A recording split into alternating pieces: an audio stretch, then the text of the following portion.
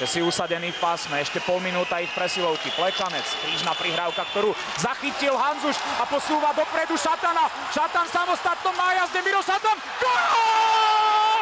Gól! Poslabený gól Mira Šatana, druhý v zápase. Na začiatku tretej tretiny vedieme 2-1 nad Českom. Super Miro Šatan a jeho štvrtý gól na majstrovstvách, celkovo 80. reprezentačný.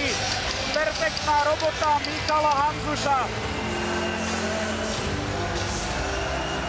Perfektne postavenou hokejkou Mišo Hanzuš do stredu ihriska vypichol puk. Vidíme, ešte obranca úplne zbytočne sa vrhol do tej prihrávky. Mišo to postrehol, len takou žabkou ponad hráča vysunul Mira Šatana. Aj takto poznáme jeho zakončenie, jeho blafaky. A toto je jedna z odpovedí, ako pomôcť 5 obráncom